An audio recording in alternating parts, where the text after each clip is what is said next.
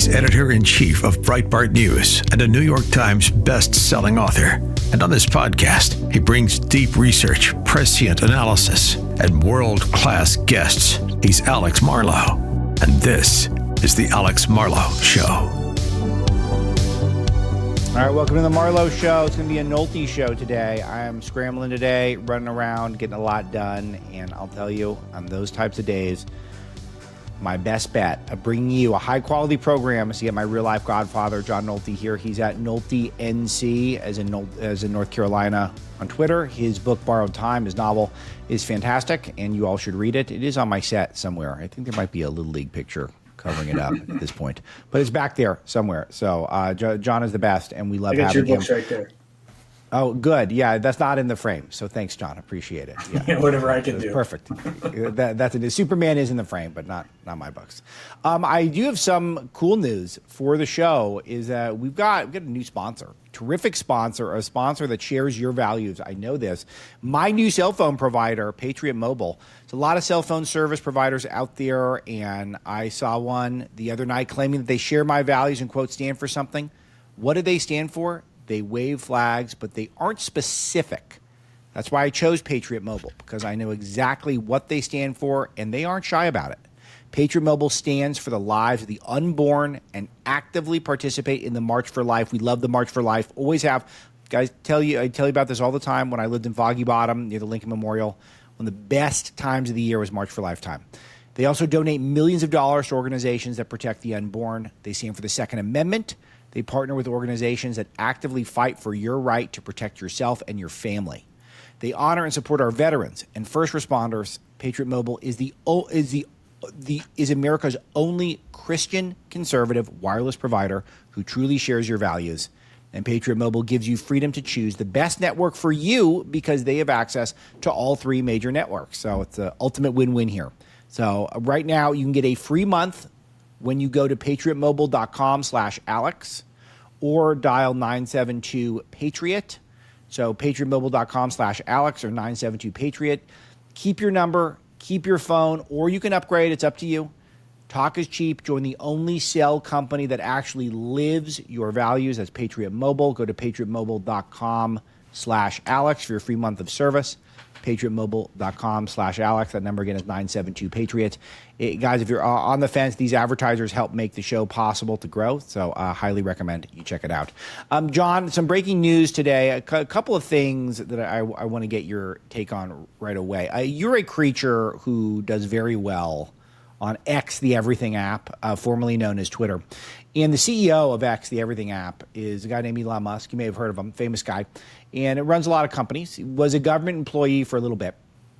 And while he was there, he was tasked with identifying all sorts of waste, fraud, and abuse in the government. And a lot of that, I think, will play out over the summer when we do budget appropriations. A lot of that will get codified. But he's not satisfied with the reconciliation bill that's progressing through the Senate at the moment that President Trump, who he fought very hard for, wants to pass. And for me, the logic is pretty simple. He's the CEO of these companies that stood to get benefits from previous spending packages that involved electric vehicle subsidies and mandates in certain areas for electric vehicles. That stuff's out of this bill, and Musk is not happy about it. And yet, when I read X, the Everything app, they're making it sound more complicated than that to me. But what's your take? I don't know. I haven't looked at the bill close enough. Well, no one has. Yeah, that's true. That's a problem. And I don't know if Musk doesn't strike me as someone who's motivated by tax credits. He really took a shellacking the moment he came out in favor of Trump, and he seems to have higher values than that. So I don't know who's right and who's wrong, and I don't know what he's driven by. I don't know what his motives are. But we went from, in the media, the corporate media, we went from Trump is a puppet for Musk. Yeah.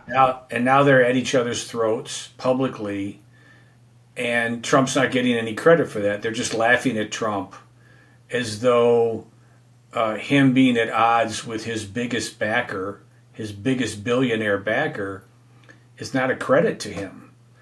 So often we're told, only when it comes to Republicans, but we all know that politicians are basically owned by their donors, especially their big donors. And I think I read somewhere, I'm not sure if this is accurate, other than I read it somewhere, that Musk contributed overall about $250 million to get Trump reelected. And here's Trump sticking his finger in his eye. And that to me says a lot about Trump. It says a lot about his character, that he's not owned by his donors. And we're seeing the same thing with Big Pharma. So I don't know what's going on, but when I look at the overall, and it could just be a big head fake where Musk feels he desperately needs to separate himself from Trump to save his company or get his company back where it was.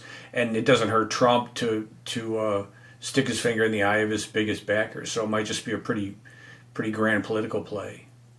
Yeah. So I will tell you though that Musk is very much motivated by subsidies. He is a subsidy truffle pig, as we've called them at Breitbart over the years. He gets billions in subsidies for Tesla, Solar City, which is one of his companies that I even forgot about, SpaceX. So, and I remember the EV mandates and the EV tax credits make it so that Tesla, basically, if you got an $80,000 Tesla, then you get to compete against $87,000 BMWs, basically, because it's like that's the way it works, because you get that incentive, and a lot of those have been expanded. So that's why I think that he's acting as a CEO. And what's interesting to me is I don't totally judge him for that. It's not really a negative in a way. It's just like that's his job now. He's CEO of Tesla, and this bill is not good for Tesla. So that's why I feel like people are just overthinking it. I don't think he's taking a principled stand, but I also don't think that. I think that's okay. If the CEO of Breitbart, like if the bill would cut $1 billion of funding to Breitbart, the CEO of Breitbart was out there saying this bill's not good, then that would be fine with me. So anyway, I just think that's what it is. But I absolutely love your take that Trump is the guy who only wants the billionaires to love him, and he's got the most powerful billionaire on earth, and his first piece of legislation pisses him off. I mean, that really is great. And the media will never point out. Only you point out. They're not even smart enough to think of it that way, John. I got to tell you. I don't think they're even smart enough to think of it in that way. I was talking to my dad yesterday. My dad doesn't like Trump because, my dad's 86 and he only watches the old media. And he was sort of making fun of Trump and Musk. And that's the first thing I thought was, well, isn't that a plus that he's sort of sticking it in the ass of his biggest donor? Most people don't do that. Most politicians don't do that. Isn't that a plus? And he didn't know what to say. But I mean, that was my first reaction was, well, this says a lot about Trump's character. Yeah, it really does. It really does. It's a fantastic point. Okay, so we also got some good. We got some good news. The travel bans return. Trump's blocking entry from high terror risk countries in response to the Boulder firebomb attack. John, I want your thoughts on this, because I feel like the dialogue with the Middle East is really confusing right now to people, because I feel like there's never been more pro-Hamas, more anti-Israel rhetoric, and yet you see these anti-Semitic attacks coming to the United States. We've now had 2 of them in the last month or two. It's in our country. I mean, it's a shocking phenomenon. Yeah, and we should be a safe haven for the Jewish people. I mean, there's just no question about it. And if you count the attack on Governor Shapiro's governor's mansion, that's 3 attacks, 3 violent. And don't forget, the guy that lit the governor's mansion on fire was hoping to burn up that whole family. He did it at night. So, and hold on, and think about that. I want you to expand on this, but think about how quickly that left the news. Is that was in the news for 5 minutes? If it was a right wing, if it was Charlottesville, then we would be hearing about it for 5 years. But it was like January 6th. Exactly. Yeah, and it just, Trump, he is off the leash. He is totally his own man now, and it's just a wonder to see. And he's doing everything he said he would do, and he's leading. And I think that's one of the reasons his approval rating is so high, at least compared to others, especially in their second term. And I think that's one of the reasons that the country feels like we're finally back on the right track, because it's just how we became so insulated to this. It was so normalized that something like what happened in Boulder and what happened in Pennsylvania and what happened in Washington, D.C., these just openly anti-Jewish attacks, not to mention all the garbage that happened at these college campuses, and we still treat these people, when I say these people, I mean these anti-Semites, especially if they're Islamic, like they're precious. And Trump he just breaks through that, and he says, no, this is not acceptable. This has to stop. Harvard, you're not getting any money. We're putting up a travel ban. And then there's Marco Rubio, the new alpha male, who is revoking visas right and left. And you just think to yourself, how did I get to a point where that feels abnormal to me? How did I get to a point where that's surprising to me that we're doing the right thing? So I think it's spectacular, and I think Trump is going to be highly rewarded for this, not just politically for whoever runs in 2028 under his banner, J.D. Vance or Marco Rubio or both, but also in his legacy, because we are becoming a safe and prosperous country. And he's always taking big swings, and I respect him for that too, because he took a big swing with Ukraine and Russia, and he may not win that one, but he took a big swing. And I think people admire that. I think they respect that, and I think they like the honesty of it. Like, hey, I tried. I gave it everything I had. You can't say I didn't. You can't say I hid behind, well, I need a victory before I can talk about it. I need a victory before I can sit down with anyone, which has been the way presidents have done it in the past. Yeah, that is a good point. What do you make of the overall agenda right now? Because it feels like we were so. It was very easy to get carried away with how well things went at the initial stages. But between the lawfare judges, it looks like the Ukraine-Russia war is going to continue. We're all fighting amongst ourselves on the big beautiful bill. Are you still feeling like we're in AA plus territory, or are we backsliding a little bit? No, I think we still are. Trump is still fighting for all the same things, and you can't let yourself think, well, I'm going to get everything. He's remarkably consistent. It's one of his characteristics. And I do think that the bill is going to pass. It's just going to look very different once it comes out of the Senate, and it might be better. But I do think that bill is going to pass. And who knows what's going to happen in Russia and Ukraine. You know, he said the war would end before I took office. And we all knew that was bluster, that was just a guy that was trying to make a point and break through the noise, because that's all that he could do. And that's what makes him a genius. That's what makes him such a great politician. While Kamala Harris is on the White House lawn giving this storied speech about how we need to turn the page on Donald Trump, he's at McDonald's, totally annihilating her news cycle by waving to people as they exit the drive-through, and that's just the genius of Trump. So he's still fighting for the same things, and he's going to win a lot more. I mean, eventually the Supreme Court's going to have to stomp on these judges. We can't have 700 judges running the executive branch. We just can't. You would think not, and yet it's continued so far. It feels like also the Democrats continue to step on these rakes.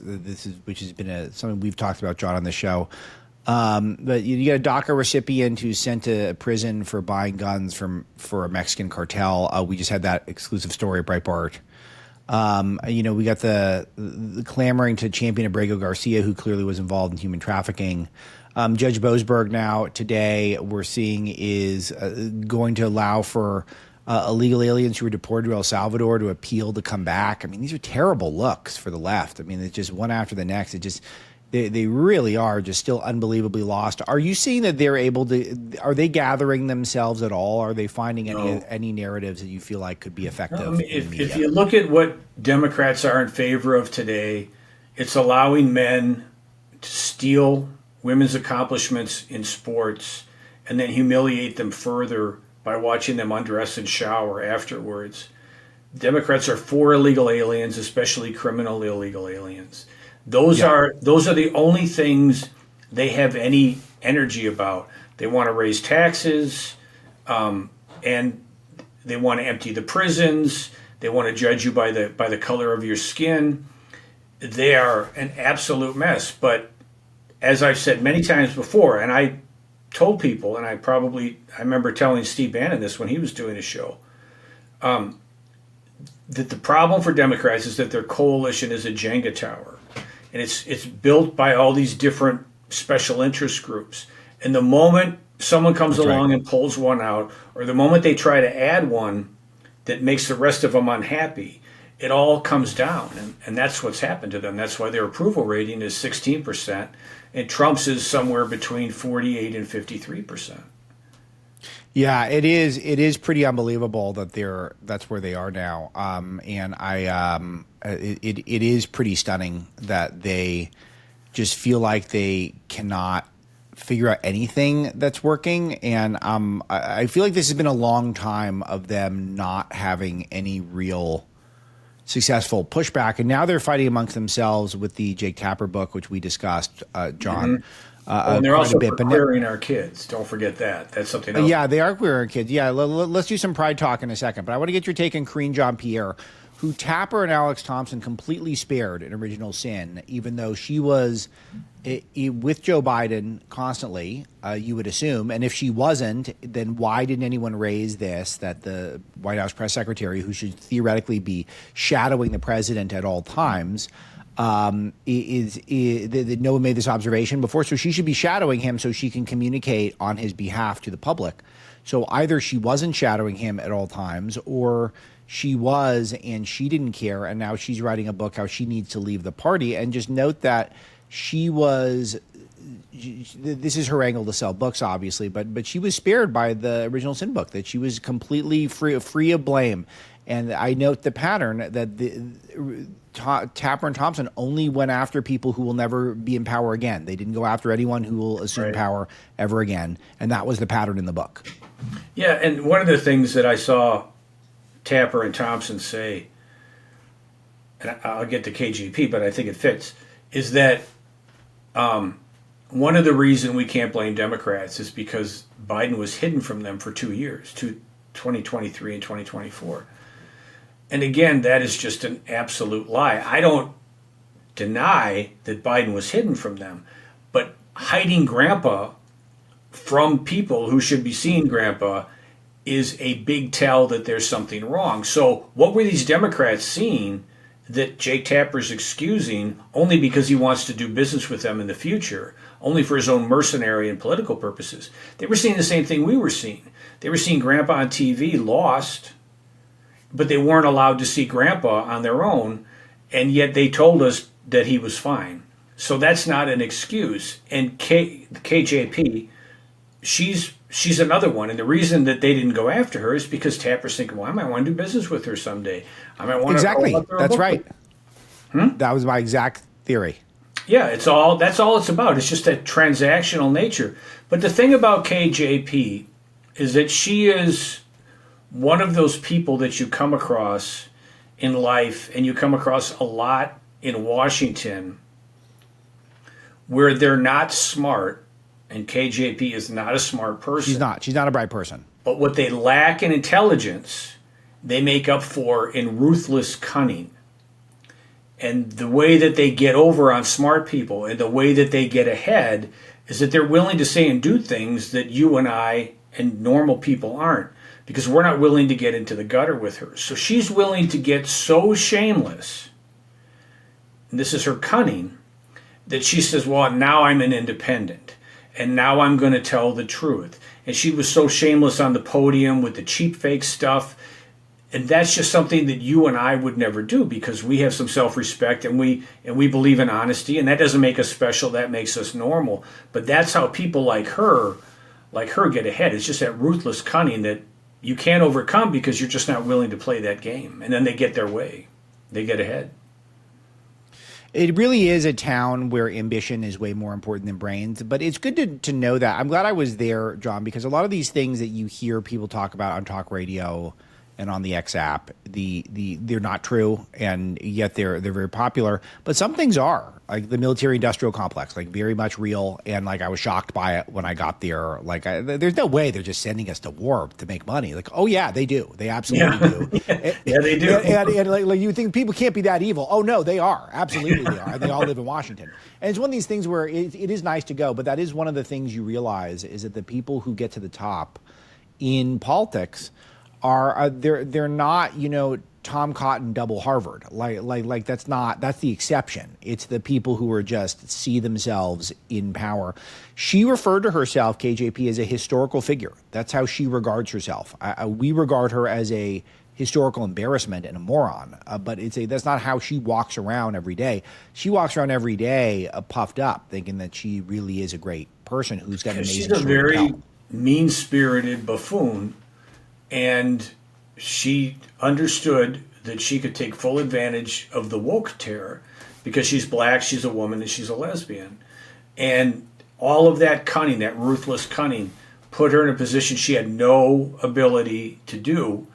But now she's got a book, and she's smart enough to say, I'm not a Democrat anymore, so maybe that's going to get her attention she wouldn't have gotten otherwise, and that's going to put her in places and everybody's mad at her, and she doesn't care because she's getting attention, and she's going to get ahead some way, betraying Democrats and just being ludicrous. She's just ludicrous. She lied to us for 2 years, and now she's this principal. It's like Jake Tapper all over again. Yeah. Totally. So, but what do you think happens? I mean, do you think reputationally to Tapper, do you think it ends up working in the end? Because you think he totally destroyed his reputation. Are you still a week later? Do you feel like that's still the point? No, I still feel he destroyed his reputation. And you look at CNN's ratings.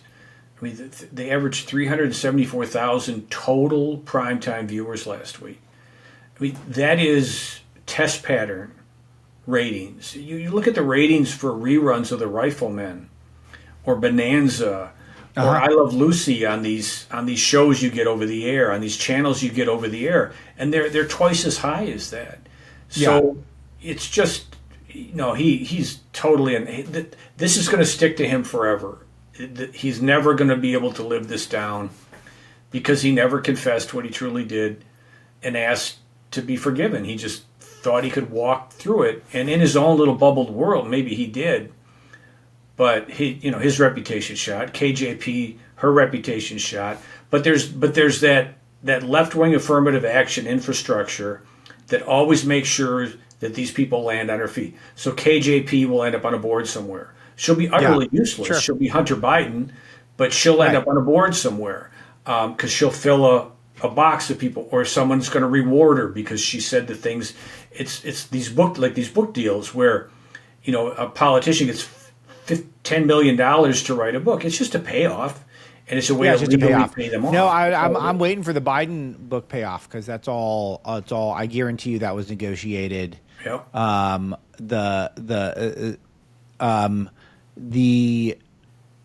think that was all negotiated before he even left the race. So I think that's a big deal. That's because I'm waiting for that. That's coming. It was being discussed. By the way, John, you highlighted this tweet that I can't help but bring this up. So Alex Thompson, who is he's a good marketer in his own right, even though he's new at this, and I'm sure he mostly did the book with Tapper so he get a payday. So I haven't been as hard on him as I have been on Tapper because he strikes me more as garden variety fake news, unlike Jake Tapper, who's like a generational fake news talent.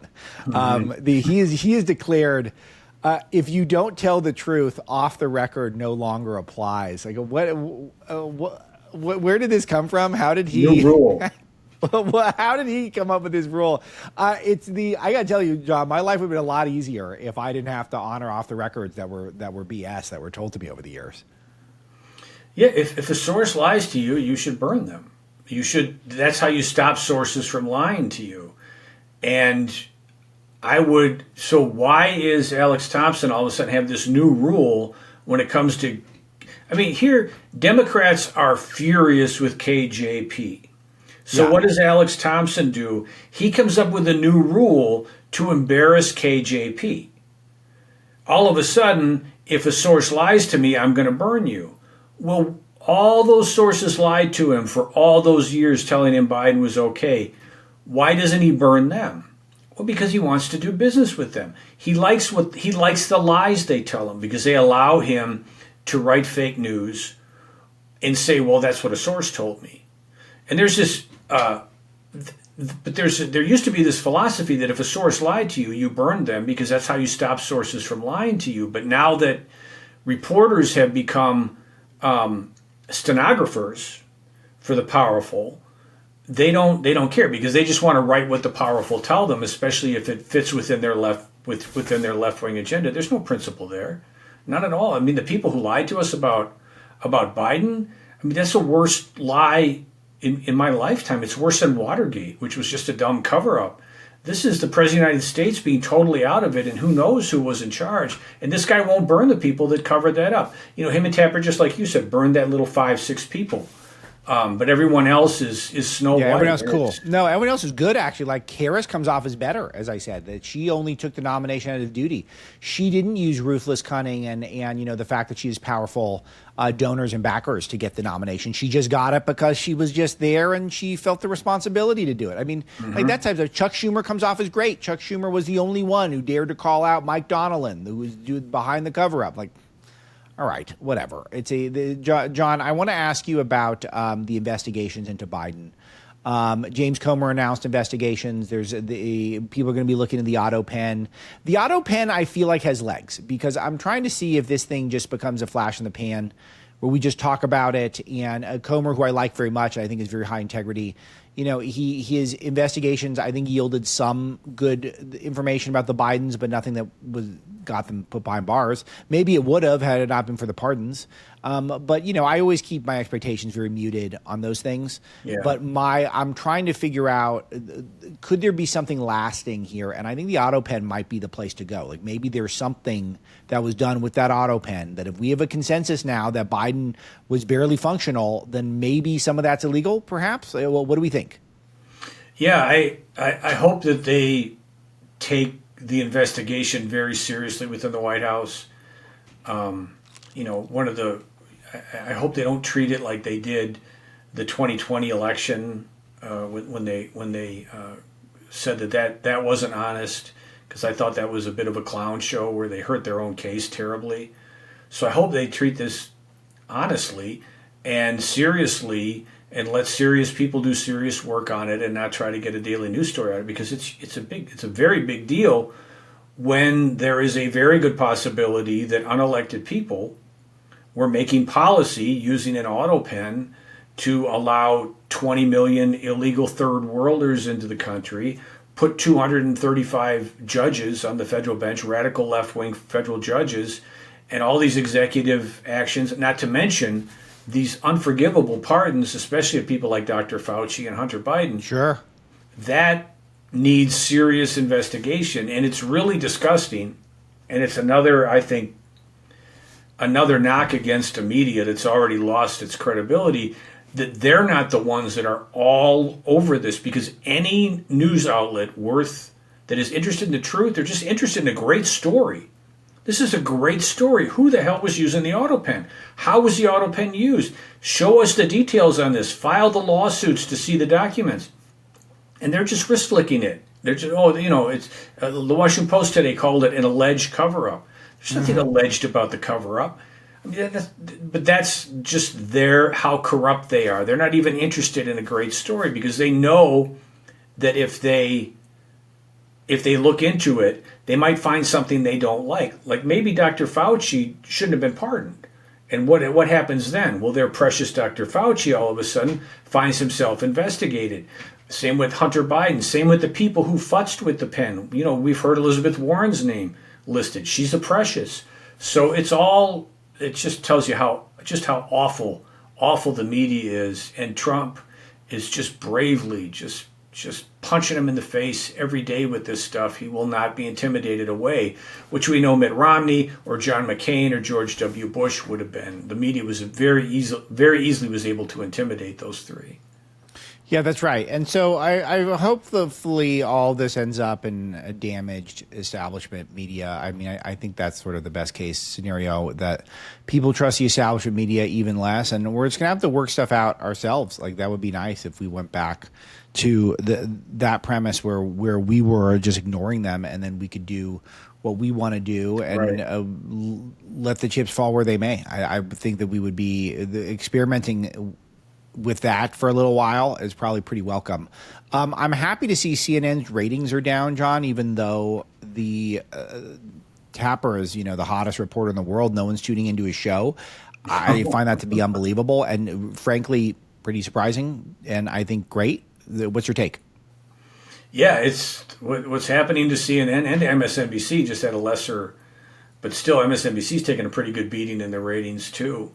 But I think CNN has just become a national joke.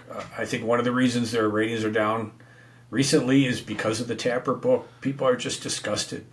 And the other problem is just it's not an appealing network to watch. I don't watch Fox News, but my wife does. We don't have cable, but Fox News has an app where you can sort of see their highlights of the day, and my wife likes to watch that. One of the things I notice when I walk in and see that, or I just let her finish her show or whatever, is that Fox News is stacked with beautiful women, and they're also intelligent, and they're likable, and they've really got a great, just if you're looking at it from a purely entertainment, so well produced. And then you go to CNN, and it's just these humorless shrews like Brianna Keeler and not Judy Woodard, but the one who works with Jake Tapper all the time.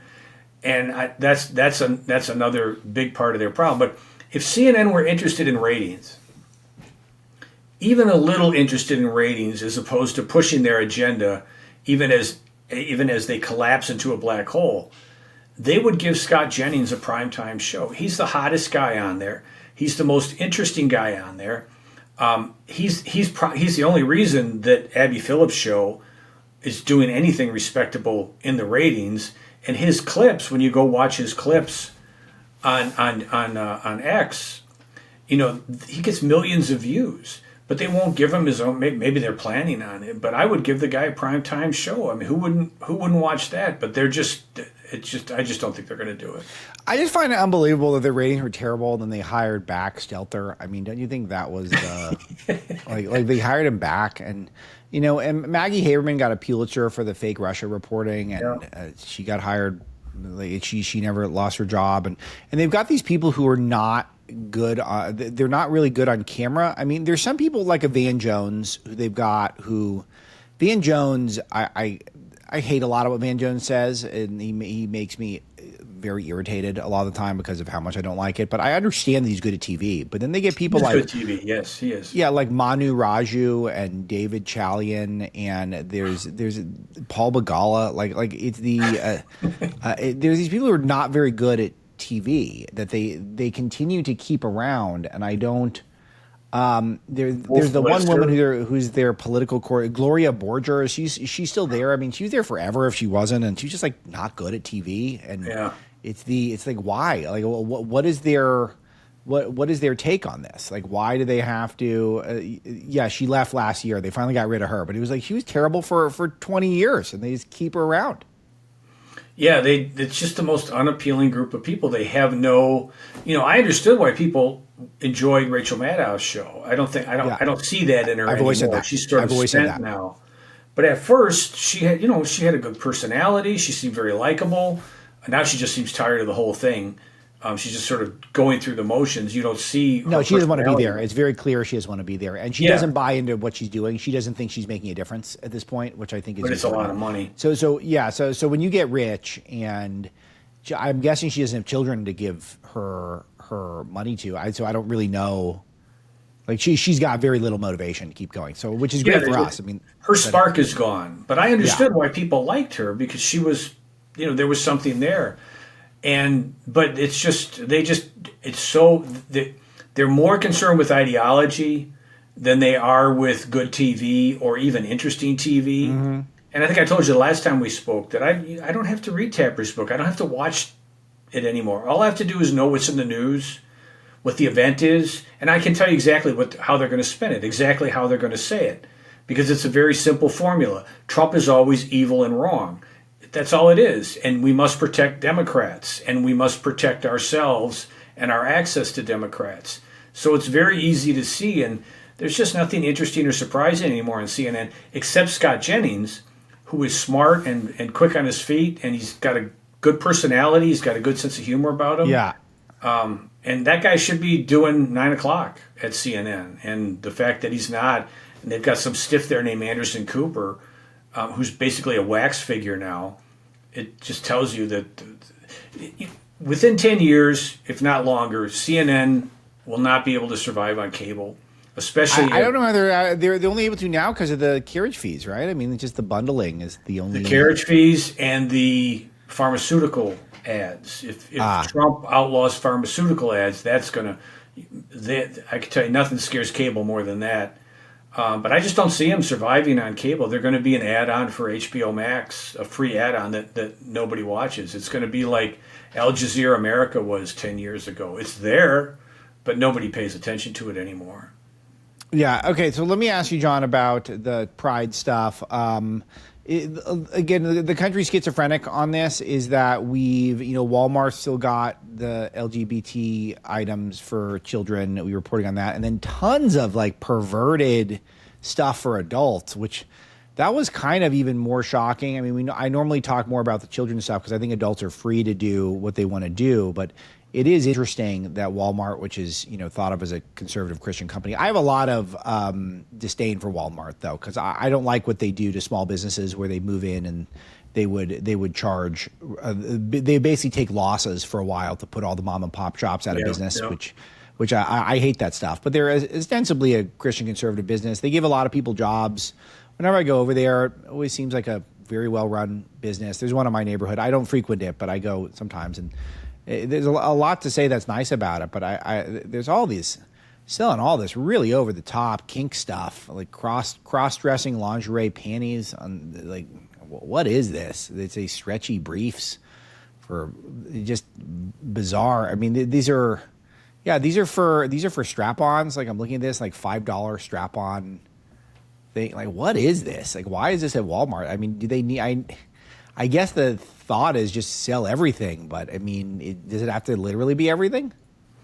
No, and they're gonna. That's all fetish stuff, and it should be at a kink store, where the windows are painted and it says no one under 18 allowed. Right. And now it's gone from we just want to get married and live our lives to we want to shove in your face every sick thing we do in our bedroom. And we definitely want to shove it in your kid's face. And if you disagree with this, you're a homophobe. And this is why I oppose gay marriage. And I said frequently that this is, and I'm not a big believer in slippery slopes, but I know how this stuff works when you're dealing with a social issue. And I just knew that it was the camel nose in the tent. And once you let the camel nose in the tent, the full camel comes in. Analogy. And it's a terrible situation. So this Pandora box is open now where we just can't say, okay, go get married. But we have to embrace the fetish we have to normalize the sexualization of kids. And this was all going to happen. It was all part of the plan. And there are a lot of normal gays out there. They voted for Trump. I'm not knocking because a lot of this is leftism. You have plenty of straight, white, affluent women who are the worst Americans ever created, and they love this stuff, and they want to push it on their kids because it's like this Munchausen by proxy, where they get all the glory. They get on Facebook and say, "Oh, look, my kid's wearing a pride shirt," and it's just evil and it's wrong. You don't sexualize little kids, but it's really gross. It is better, I think. I think there's less of it now. I think the backlash last year, a couple years ago, went a long way towards lessening it.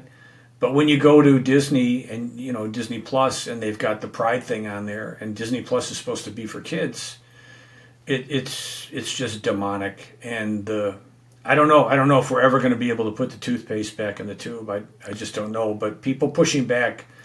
Keep pushing back. And that's another thing about Trump is that Trump is normalizing pushing back. And normalizing just saying, wait a minute, this is wrong. You can't do this. Yeah, he does Trump this.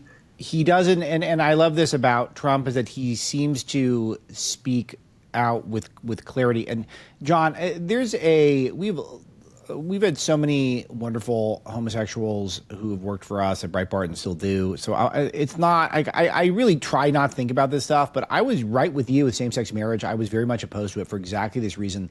And the only thing I was wrong about was that I wouldn't have thought it would have gotten this insane in less than 2 decades. I would have thought it would have moved slower, like that's to the trans, the fetishization, that it's almost like preferable to be trans now. Like lesbians are going away. Like there's barely any lesbians anymore because you're supposed to be trans now. Like it's right. It is very strange that we went that far this quickly. And I could have told you we were going to go this far. I just didn't think it would happen overnight, which it basically did. So the left has to divide us. That's why. So they love to divide. They love things chaos. To the next level. Okay, we all agree on gay marriage. Well, okay, we all agree now. That has to stop. So now you have to be okay with cutting the breasts off of tomboys. Yes, and that's why they do it. Okay, so the what else do you make of the trans stuff? Because you had a story that 36% fewer gay TV characters. What does that mean? Talk to us about this. This just ran right before we got on, so I haven't gone through this one, but I'm excited to read it. Well, what's cooking here? Well, GLAAD is, of course, freaking out. They think that that's basically, 36 fewer gay characters on TV is basically the same as putting gay people in cattle cars and sending them to Auschwitz. But the woke terror is finally receding a little bit, and people. And I'm including gay people, and the normal people, gay people, straight people, they don't want to watch that stuff on TV. That is a niche programming, and I cannot relate to a gay person. I can't relate to a person. I certainly can't relate to a guy in a full beard and a dress being treated seriously, because that person should be ridiculed because they're an idiot. And I can't and I certainly am not comfortable watching any intimacy between same-sex couples because I'm just not wired that way. And people are rejecting that. So they take a show based on a very popular movie, A League of Their Own, and they turn it into a gay show. And then they wonder why it's canceled after a year. There just aren't enough people that are interested in this. And it's not about gay or straight. It's about just being a normal person. And one of the biggest mistakes they made with these shows is that once you enter a gay story, it's going to be totally stereotyped and boring and predictable because gay is good and gay is noble, and this person's going to be virtuous, and all the nuances stripped of it. And if you portray a gay person in any way, in a negative way, you're a homophobe. And the best example of this is a show, one of the best shows ever made. It's called The Shield, and that show had a gay character, and at first, I didn't want to watch the show because I didn't want to watch that stuff. But they took that character, and he was a Christian. And then I thought, well, now I really don't want to watch it. But then he married a woman, and he tried to stop being gay. And I thought the show would end, the last episode, with him finally going, no, I'm gay. I need to be who I really am. And instead, he stayed with this woman and her son, and he's really trying. And I thought, that's interesting. Yeah. That's different. That's how you do it. But they just don't do it that way. Sure, and the other thing is that there are gay people in life, and we're okay with that. But there was, like, if you think about The Wire, many consider it the best show in the history of TV. Omar Little, one of the greatest characters in TV, bar none.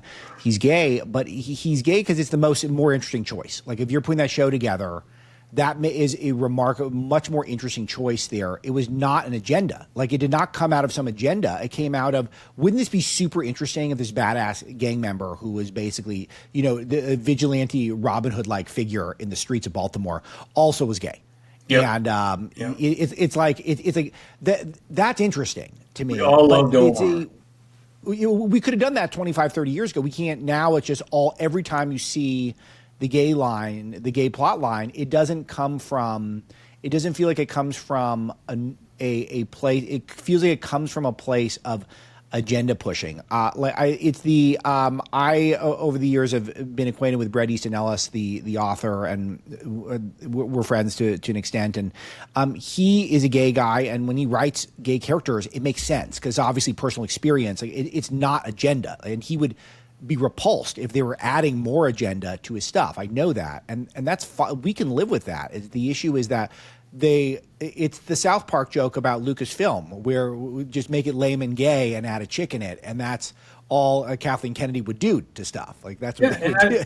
And I have always said that Hollywood should make entertainment for everyone. I have no problem with the L-shaped room or whatever they call it. I'm not going to watch it. Queer Eye for the straight guy or whatever it is, that they should make programming for everyone. But it's when they try to shove it in the mainstream and your kids are there and you're just a regular person and you don't want to watch that. I don't want to watch two guys fall in love. I'm sorry, I just don't. I want to watch Rita Hayworth and Glenn Ford fall in love. That's wish fulfillment. But watching two guys fall in love, no, I don't want to watch it. Well, this is a whole thing about a lot of the movies. The movies really are fantasies, and they're a way to live vicariously for a couple hours. Yeah, wish fulfillment. I don't. This is the sort of thing where it denies human nature when you don't think of it that way. In the same way, we want to look at good-looking people, and then they try to make, they change casting decisions to make people intentionally not good-looking, I think, and look like extraterrestrials.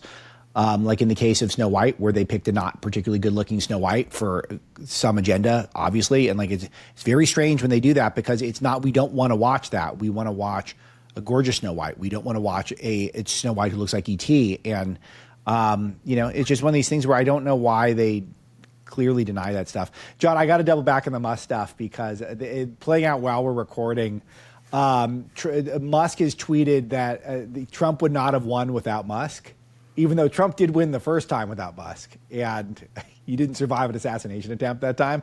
And then Trump has said he's very disappointed in Elon, and he did reinforce that he thinks it's the EV mandate is why he opposes the bill. So this is a real food fight that's happening, going on between the two most powerful people on earth. Yeah, the EV stuff is. I mean, they're hitting Trump where he hurts. They're not fooling around. I mean, they're hitting Musk where it hurts. Yes, that's right. Accusing him of rent seeking, and it's a fascinating thing to play out. But again, I'll just always go back to what I said before. We don't know what's really going on, but I do know that Trump is sticking his finger in the eye of his biggest donor, and that never happens.